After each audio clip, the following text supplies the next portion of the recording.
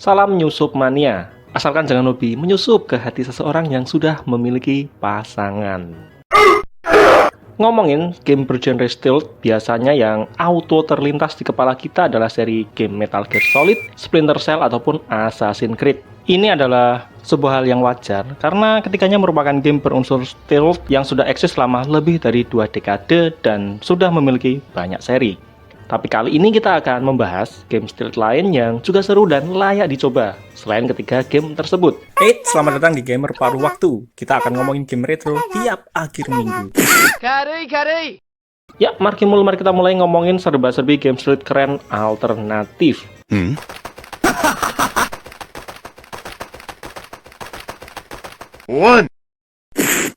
Buat kamu yang suka banyak mikir sebelum beraksi, tapi bukan mager mania, ada game Commandos Behind Enemy Lines yang dirilis oleh Pyro Studios pada tahun 1998 untuk PC. Game dengan mekanik point and click ini bercerita soal skuad komando elit pasukan sekutu dalam melakukan sabotase dan penyelamatan di era Perang Dunia Kedua. Pada game ini kita akan mengkoordinasikan beberapa karakter sekaligus, yang mana setiap karakter memiliki spesialisasi masing-masing. Dan berkat kerevolusionerannya, game Commandos disebut mempopulerkan dan meletakkan pondasi untuk game bergenre stealth tactics setelahnya. Dengan salah satunya adalah game Shadow Tactics Blade of the Shogun yang dirilis oleh Mimimi Games pada tahun 2016. Di sini kita mengendalikan 5 spesialis mulai dari ninja sampai sniper dengan setting cerita pada era Jepang klasik. Kemudian ada juga game stealth turn-based seperti Invisible Ink buatan Clay Entertainment yang rilis tahun 2015.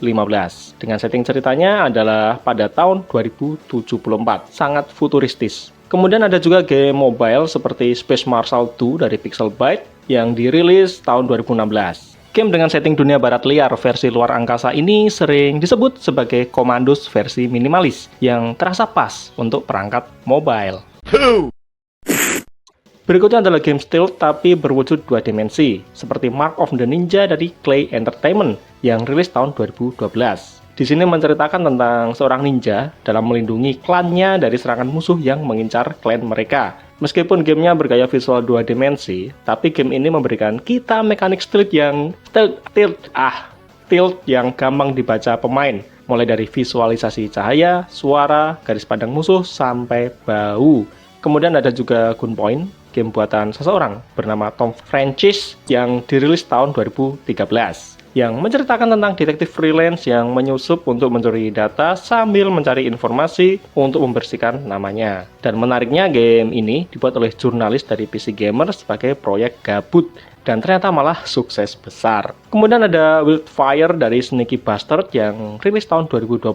Di sini kita berperan sebagai penyihir yang kabur dari sebuah kerajaan, dan di sini kita bisa memanipulasi api, air, sampai tanaman yang menyebar secara dinamis di mapnya. Konon sistem penyebaran apinya terinspirasi dari hal serupa pada game Far Cry 2. Berikutnya juga ada Street Buster dari Curve Studios yang rilis tahun 2011 dengan tema cerita tentang upaya kabur dari sebuah laboratorium yang berbahaya. Meskipun bergenre stealth, tapi gamenya memiliki pacing yang cepat untuk standar game stealth.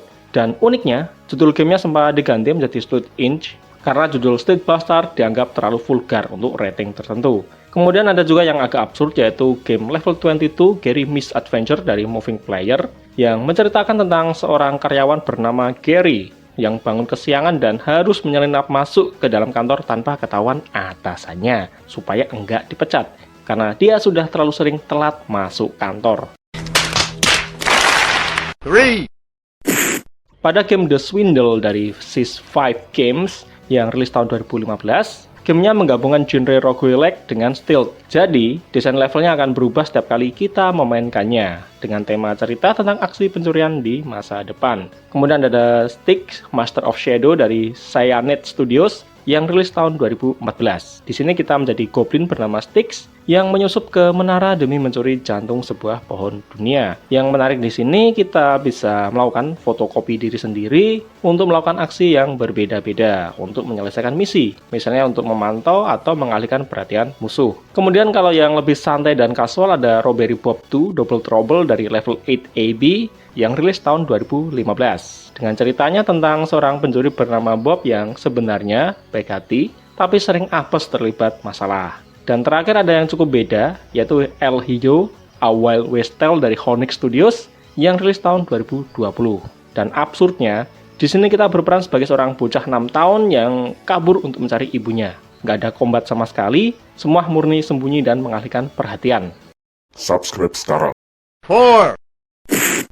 Kemudian yang agak beda, karena kita nggak bisa mengendalikan karakternya secara langsung, ada game Republic Kue dari Camouflage yang rilis secara episodik di iOS tahun 2013, yang mana memposisikan kita sebagai sistem pengawasan untuk membantu seorang gadis bernama Hope kabur dari rezim totaliter menggunakan jaringan CCTV yang ada di sana.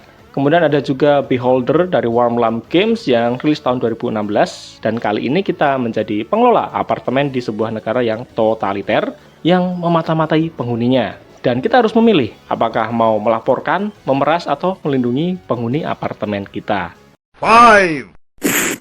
Pada game yang berfokus pada upaya bersembunyi untuk bisa kabur, seperti Amnesia and the Bunker dari Frictional Games yang rilis tahun 2023, kita akan berperan sebagai tentara Prancis yang terjebak di bunker Perang Dunia Pertama, di mana kita akan diburu monster bernama The Beast. Dan tentu saja jangan lupakan Outlast 2 dari Red Barrels yang rilis tahun 2017, di mana gamenya murni horor investigasi tanpa kita bisa melawan sama sekali. Di sini kita cuma bisa lari dan bersembunyi dari kenyataan, dari musuh.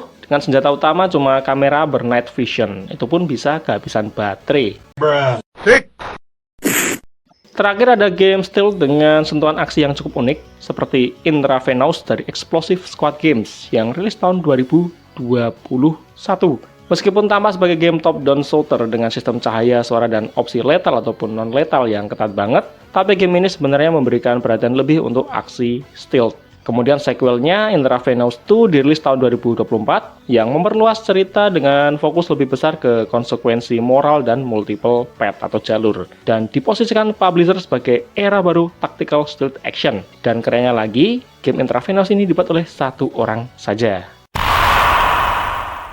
Ya, itulah beberapa game stealth menarik di luar Metal Gear Solid, Splinter Cell, dan Assassin's Creed dengan beragam cita rasa gameplay yang berbeda, dari point and click ala Commandos sampai first person ala Outlast. Untuk saya pribadi yang paling berkesan adalah Mark of the Ninja karena mampu menampilkan unsur stealth yang sangat kuat meskipun bergaya visual 2 dimensi, dan juga Gary Misadventure karena temanya yang sangat absurd tapi related bagi kehidupan banyak orang. Nah, dari game-game tadi, yang manakah yang menjadi favoritmu? Atau ada game stealth lain di luar daftar ini yang menurut kamu wajib masuk? Yuk tuliskan aja di komentar.